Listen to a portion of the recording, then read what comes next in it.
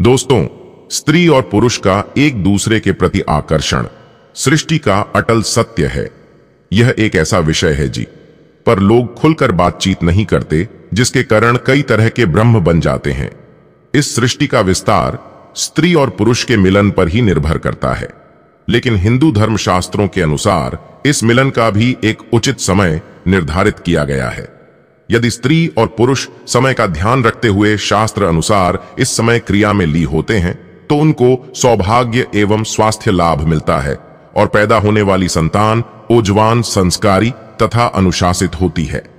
दोस्तों, आज की वीडियो में आप जानेंगे कि कौन सा समय प्रतिक्रिया के लिए सर्वोत्तम है और किस समय इसे नहीं करना चाहिए, अन्यथा उसका उल्टा प्रभाव पड़ता है। इसके साथ ही साथ हम आपको धर्म शास्त्रों में लिखित उन कर्म को भी बताएंगे जिससे कोई और पुरुष के संबंध मजबूत होते हैं और कमजोर भी।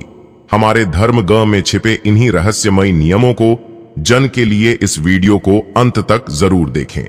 नमस्कार दोस्तों, स्वागत है आपका हमारे चैनल धर्म आस्था में। आपसे अनुरोध है कि चैनल को सब्सक्राइब कर लेने और कमेंट बॉक्स में जय श्री नारायण लिखकर परमात्मा को अपना आभार व्यक्त करें।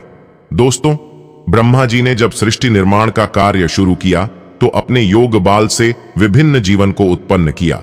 जब ब्रह्मा जी ने देखा कि इस विधि से अगर सृष्टि का विकास हुआ तो सृष्टि का विस्तार होने में बहुत समय लग जाएगा, इस समस्या के हाल के रूप में ब्रह्मदेव ने स्त्री को उत्पन्न किया और मैं व्यवस्था से सृष्टि का विकास किया। दोस्तों, शास्त्रों के अनुसार मैथानी व्यवस्था के तहत स्त्री और पुरुष का मिलन तभी होना चाहिए जब संतान की इच्छा हो। पुराने में स्त्री और पुरुष का संबंध आनंद का विषय नहीं।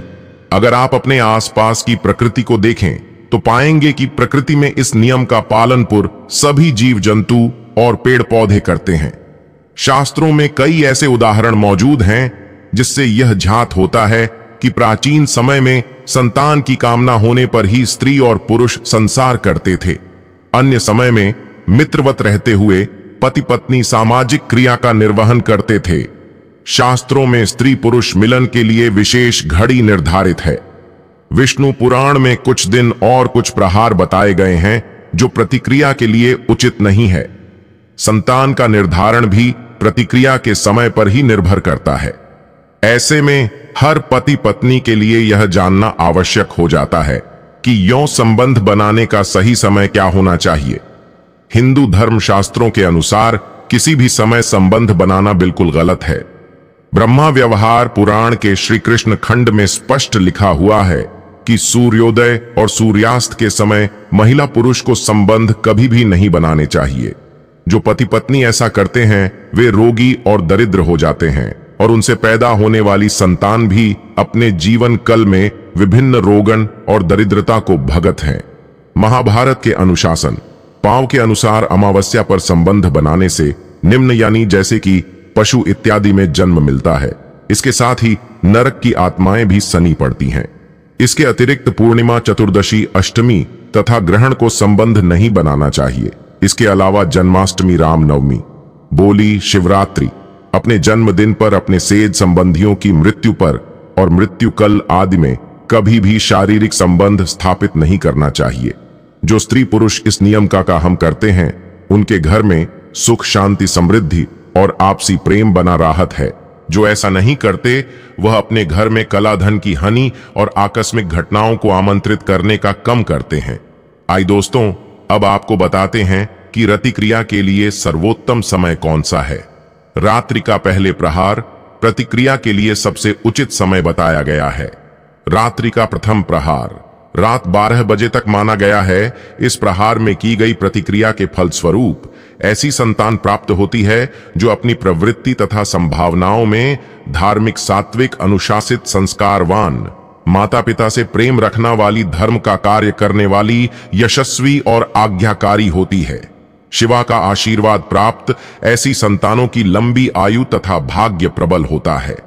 प्रथम प्रहार के बाद प्रक्षगण पृथ्वी लोक के भ्रमण पर निकलते। उसे दौरान जो रतिक्रिया की गई हो उससे उत्पन्न होने वाली संतानों में रक्षण के ही समाज गण आने की प्रबल आशंका होती है। पहले प्रहार के बाद प्रतिक्रिया इसलिए भी अशुभकारी है क्योंकि ऐसा करने से शरीर को कई रोग घर लेते हैं। व्यक्ति अनिद्रा, मानसिक क्लेश, थकान का शिकार हो सकता है और माना जाता है कि भाग्य भी उससे रूठ जाता है। महर्षि व्यास के अनुसार शास्त्र के अनुकूल समय होने पर भी जो व्यक्ति पराई स्त्री से संबंध बनाता है तो उसे व्यक्ति को भयानक नरक में जाना पड़ता है। पहले उसे भेड़िया, फिर कुत्ता, फिर सियार, फिर गिद्ध, फिर शाम, फिर कौन और अंत में बगुले का जन्म मिलता है। उसके पश्चात ही उसे मनुष्य जन्म प्रताप होती है। दोस्तों, हमारे धर्मशास्त्रों में कुछ विशेष नियम बताए गए हैं जिसके अनुरूप चलकर व्यक्ति को स्वास्थ्य लाभ, सौभाग्य तथा सामर्थ्यवान संतान की प्रताप होती है। आइए अब उन नियमों को जानते हैं। दोस्तों, हिंदू धर्मशास्त्रों के पहले नियम के अनुसार मनुष्यों के शरीर में बयान, समाज, अपन, उड़ान और प्राण नाम के 5 प्रकार की व्यू रहती है। इन पांचों में से एक अपन व्यू ही माल मूत्र, शुक्र, गर्भ और आरटीएवी को बाहर निकालना का कार्य करती है। इसमें से शुक्र को ही वीर्य भी कहा जाता है, यानी यह व्यू संभोग से संबंध रखती है। शास्त्रों के अनुसार जब इस व्यू की गति में फर्क आता है या यह किसी भी प्रकार से दुष्ट हो जाती है तो मूत्राशय और गुड़ा संबंधित रोग उत्पन्न होते हैं। जी वजह से संभोग की शक्ति पर भी असर पड़ता है। अपन वायु स्त्रियों में माहवारी, प्रजनन और यहां तक प्रतिक्रिया को भी नियंत्रित करने का कार्य करती है। इसलिए मनुष्यों को चाहिए वह अपने शरीर में इस व्यू को शुद्ध और गतिशील बनाए रखना के लिए अपने उदर यानी पेट को साफ रखें और निश्चित समय पर शौचालय से निवृत्ति हो। दोस्तों, दूसरा नियम कामसूत्र के रचयिता आचार्य वात्सायन द्वारा दिया गया है। उनका मानना था कि स्त्रियों को कम शास्त्र का ज्ञान होना बेहद जरूरी है, क्योंकि इस ज्ञान का प्रयोग पुरुषों से अधिक स्त्रियों को करना चाहिए। वे आगे लिखने हैं कि यदि स्त्री और पुरुष दोनों में ही इसका भरपूर ज्ञान हो तो चरण सुख की प्रताप होती है। वात्सायन के अनुसार सभी स्त्रियों को विवाह से पहले पिता के घर में और विवाह के पश्चात पति की अनुमति से काम शास्त्र की शिक्षा अवश्य लेनी चाहिए। इससे दाम्पत्य जीवन में स्थिरता बनी रहती है और पति अन्य स्त्रियों की ओर आकर्षित नहीं होता। इसलिए स्त्रियों को योग क्रिया का ज्ञान होना आवश्यक है ताकि वह काम कला में निपुण हो सके और पति को अपने प्रेम में बांध कर रख सकें। साथ ही आचार्य वात्सायन बताते हैं कि स्त्रियों को अपने किसी विश्वसनीय विवाहित सखी, हम उम्र मौसी या बड़ी बहन, नंद या भाभी जिसे संभोग का आनंद प्राप्त हो चुका हो आदि से बिना किसी लज्जा के सर्वस्व की शिक्षा लेनी चाहिए।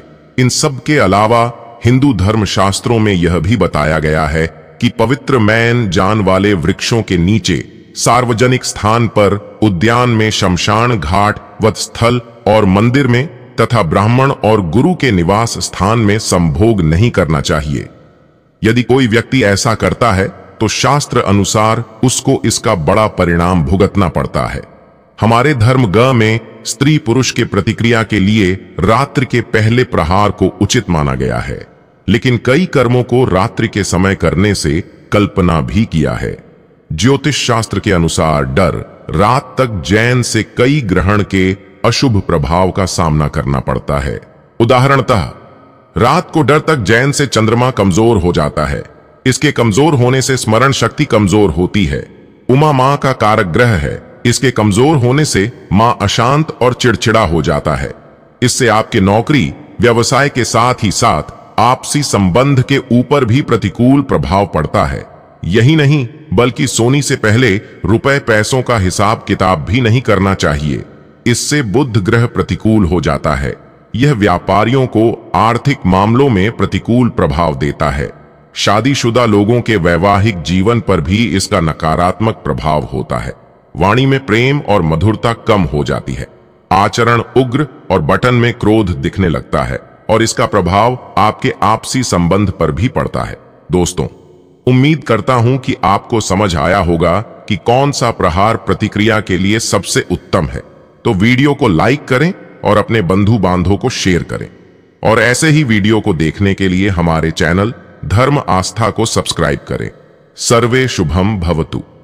आइए मिलते हैं अगली वीडियो में। धन्यवाद।